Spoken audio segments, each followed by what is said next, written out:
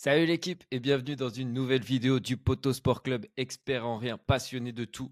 Ça y est, la saison de club est officiellement terminée avec le Real qui a remporté sa 72e Ligue des Champions. On peut maintenant passer au football qui compte vraiment C'est et se relou ça d'ailleurs, hein. concentrer sur Pardon. l'Euro 2024 qui arrive très vite puisque le premier match de cet Euro sera donc le 14 juin, dans un peu moins de 2 semaines à l'heure où on enregistre. Et on vous prépare une petite série de vidéos avec tout ce qu'il faut savoir sur l'Euro 2024. Pour cette première partie de la série, on va vous donner nos chapeaux pour cette compétition. Les chapeaux, c'est le même principe que les chapeaux pour faire le tirage au sort, quoi. C'est des groupes qui sont basés sur le classement FIFA, censés répartir plus ou moins équitablement les groupes, les grosses équipes dans chaque groupe, puisque une équipe d'un même chapeau ne peut pas se rencontrer. Là, c'est un peu différent. Nous, on va répartir les 24 équipes de cet Euro dans des chapeaux. Et on commencera avec le chapeau 4 et les petits poussés de la compétition qui vont sûrement se faire bouillave leur mère en poule. Le chapeau 3 avec les équipes qui peuvent être la belle histoire du tournoi, type Pays de Galles ou Islande en 2016, Suisse en 2021, etc. Chapeau 2, les outsiders qui peuvent aller titiller, faire un beau parcours et peut-être aller chercher la victoire finale avec une petite surprise. Et enfin, les grands favoris de la compétition que là, on classera de 1 à 6. Et voilà, on va essayer de rester en surface. On rentrera pas trop dans les détails de chaque équipe, technico-tactique et tout ça. L'objectif, c'est vraiment de vous mettre à jour sur les différentes équipes plutôt que de rentrer dans ces débats-là. Pour ça, j'ai choisi un supporter français, espagnol, je sais pas trop. En tout cas, l'Euro, ça le connaît puisqu'il a au moins deux équipes dans cette compétition. Comment ça va, mon Johnny? Bah T'es ça chaud va et pour cet toi? Euro? Bah super, hein. Ouais, on est chaud. Mais sentiment bizarre que je pense que Ouais. ça arrive doucement quoi. Ouais, bah là, je pense que les gens sont encore en train de digérer la Ligue des Champions, tout ça, mais ouais, y a pas le, voilà, ça va monter, Et, t'inquiète pas, et ça. pardon, je t'ai coupé, mais parce que le Real c'est trop. Ah Franchement, il n'y a bah, même qu'est-ce pas que tu veux? de haine ou. Mais je- c'était sûr, hein. Mais Regarder le match c'est hier, trop, c'était sûr. c'est écœurant. Mm. Après, j'ai envie de te dire, c'est beau qu'on voit ça de notre vivant. Mais ça fait chier. Ouais, c'est écœurant. Ouais. Bon, allez, sur ces belles paroles, on va envoyer le jingle et on passe tout de suite au chapeau 4.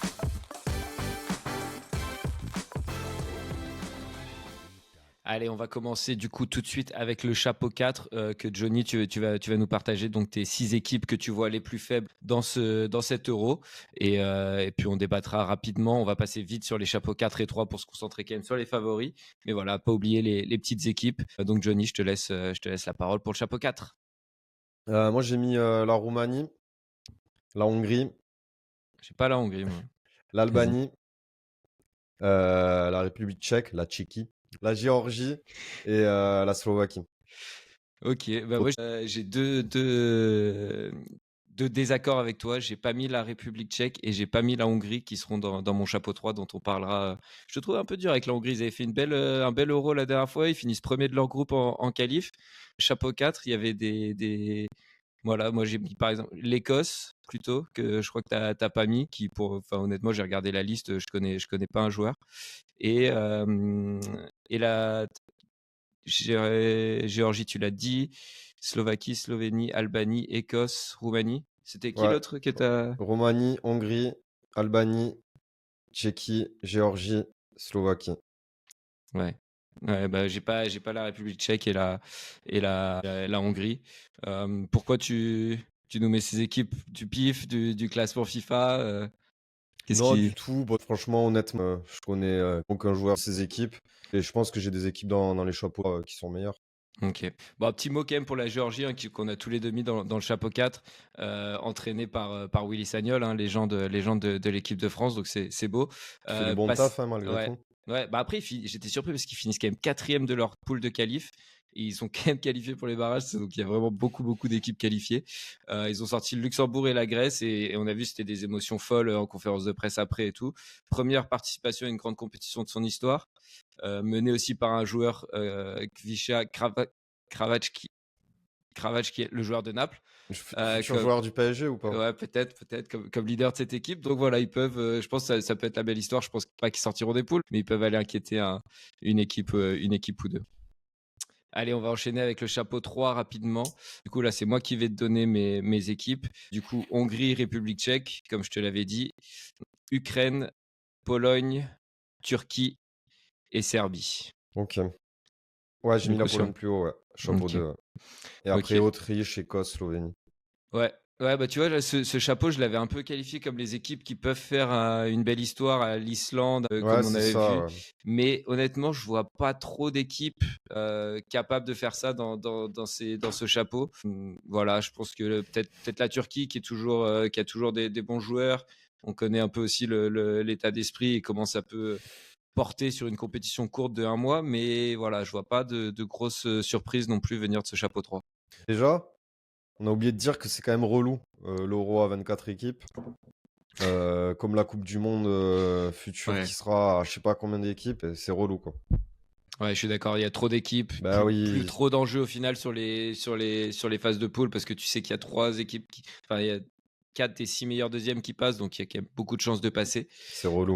Donc ouais, je suis un peu d'accord avec toi, mais bon, écoute, ça donne aussi la chance à des petites équipes de vivre un rêve. Donc voilà, c'est la beauté de ce format-là, mais c'est vrai que ça fausse un peu les phases de groupe.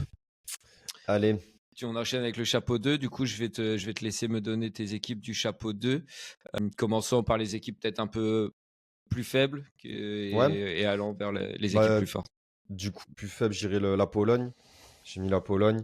Que moi, Euh, j'avais même mis dans le chapeau 3. ouais, Donc, ouais, on se voilà. rejoint un peu pour le chapeau 3. J'ai mis le Danemark. Ouais. La Suisse, qui est toujours là, qui est toujours une équipe solide. La Croatie. Et on va dire du chapeau 1 après l'Italie et la Belgique. Ouais, et ben écoute, je crois qu'on est tout à fait d'accord, sauf sur la Pologne, du coup. Et Ouais, moi, ok. Et, et du coup, moi, j'ai Italie, Belgique, Autriche.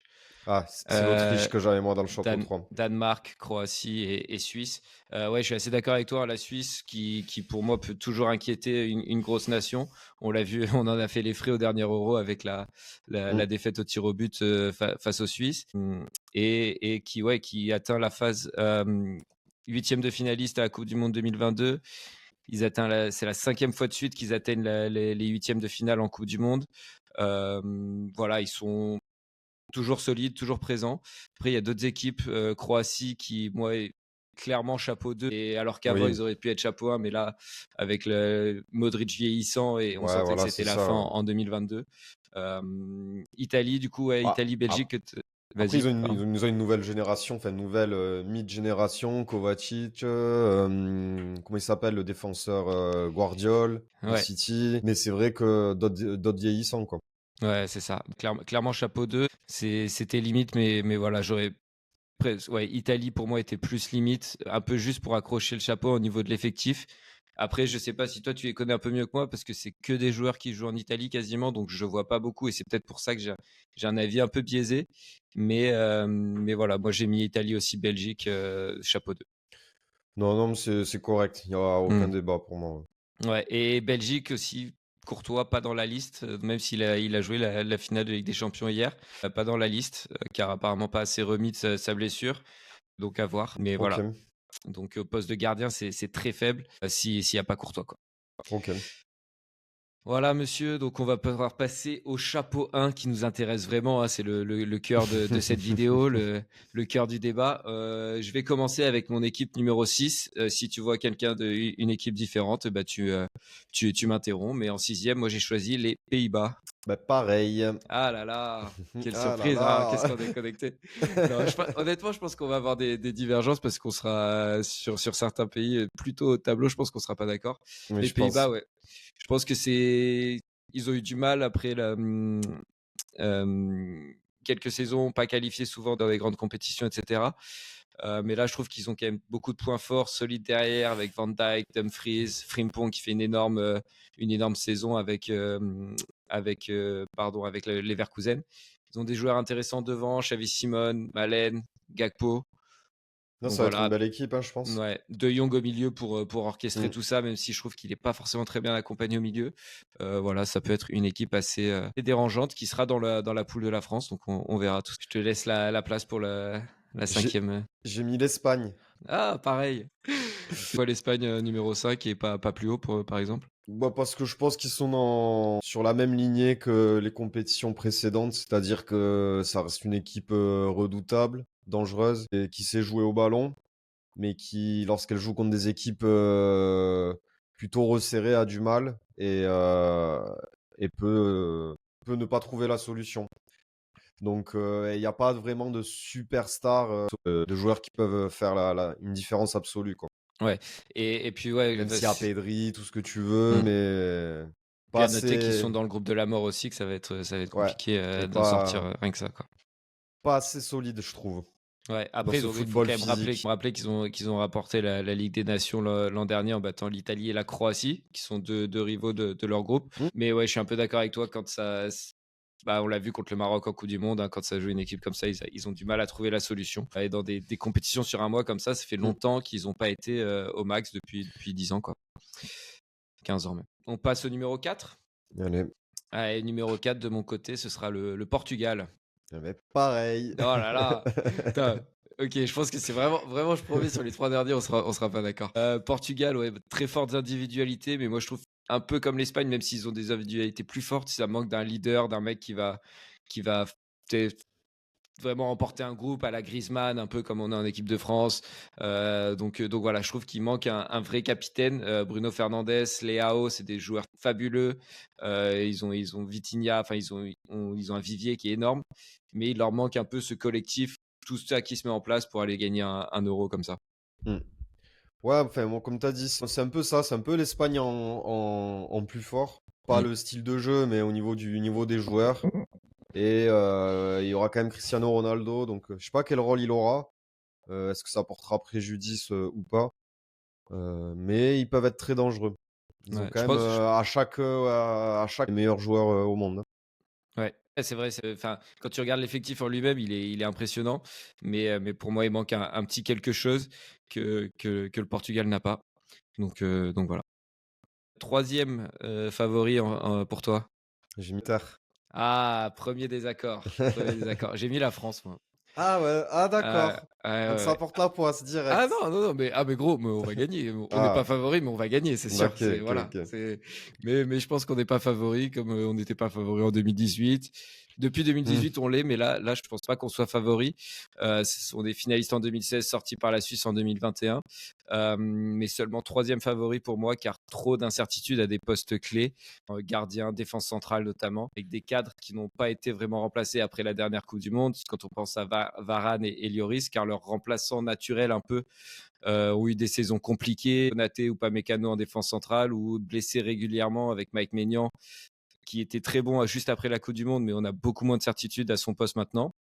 Donc il reste troisième dans ce classement des favoris parce que Deschamps et la France dans les compétitions sur un mois, on sait que c'est très fort. Parce que Griezmann, Mbappé, qui sont des naturels et qui peuvent faire des différences à eux tout seuls, et Griezmann qui peut porter une équipe sur un match. Parce que l'expérience du groupe en général dans ces grandes compétitions. Mais là, ça sera juste pour cette fois, car je pense qu'il y a d'autres équipes mieux armées que nous, et on en parlera juste après avec nos deux prochains favoris. Et toi, sur l'Angleterre, du coup, pourquoi t'as mis l'Angleterre seulement troisième? Bah parce que je vois les deux autres devant. Ouais. Oui, oui, Pas... tout simplement. Non, parce que objectivement, sur les trois, c'est difficile de faire un classement quoi, entre la France, l'Allemagne et l'Angleterre, je trouve. L'Angleterre, je sens qu'ils vont encore avoir, comment dire, ils vont encore se faire caca dessus, quoi, avoir un péché de jeunesse, de confiance des Anglais, sans, Ok. sans leur porter offense, quoi. Ok, ok. Du coup, en numéro 2, t'as l'Allemagne, je suppose? J'ai l'Allemagne, ouais. Ouais, ok. Pourquoi l'Allemagne en numéro Parce 2? que même si ils étaient pas au top ces dernières années, le dernier run, ils sont beaucoup mieux. Ils gagnent la France, hein, c'est ça? 2 fois. 2 fois, ouais. Et c'est à domicile.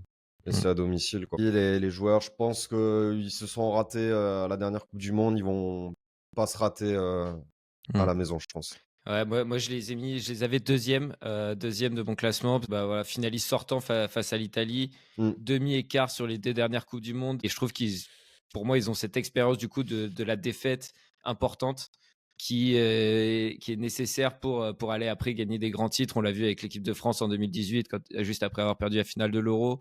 Même dans d'autres sports, je trouve que c'est quelque chose qui se retrouve très souvent. Et là, je trouve qu'ils l'ont.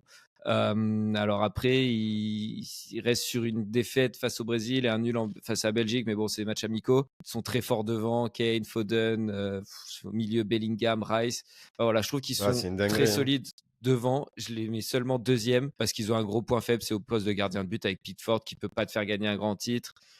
pour moi en tout cas dans mon esprit. Ramsdale qui a pas joué de la saison à Arsenal, donc ils ont vraiment une grosse lacune au poste de gardien et c'est pour ça que je vois du coup l'Allemagne devant, mais je vais te laisser présenter ton favori et nous dire un peu pourquoi.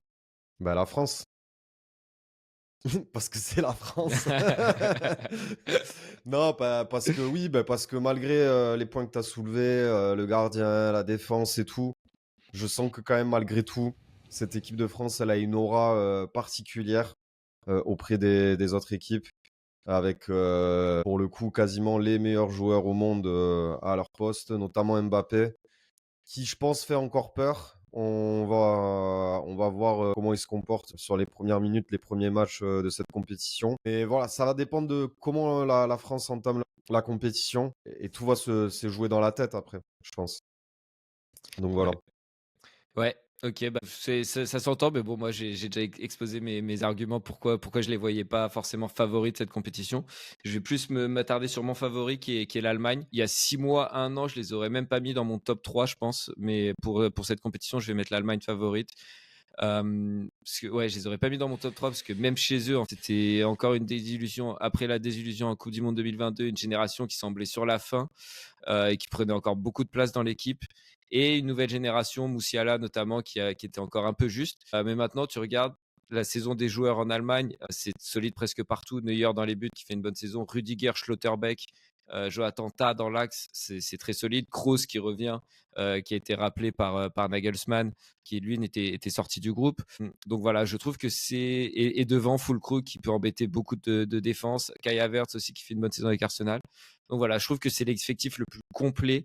Et depuis le retour de Nagelsmann, qui a donc fait revenir Kroos, et je pense que c'est vraiment la clé de son succès, Oui, c'est vrai. bah, ils ont de très bons résultats, quoi. 2 victoires face à la France, victoire face aux Pays-Bas. Donc voilà, je vois les Allemands très compliqués à prendre chez eux. Du coup, je pense qu'on en a fini avec nos favoris et nos chapeaux pour cet Euro 2024. Tu veux rajouter un dernier petit mot, mon Johnny, ou on a tout dit, on a fait le tour? Non, on a fait le tour, je pense. On a fait le tour, et Ouais. ben parfait. Bah, c'était la première vidéo du coup de cette petite série, tout ce qui est à savoir sur l'Euro 2024. On en ressortira 2 autres un peu plus tard, je pense, sur la France, l'état de forme de l'équipe de France et sur les affiches à ne pas manquer pour le premier tour. Donc voilà, suivez tout ça. N'oubliez pas de vous abonner pour nous soutenir, c'est très important, et de liker cette vidéo si ça vous a fait kiffer. Ciao l'équipe.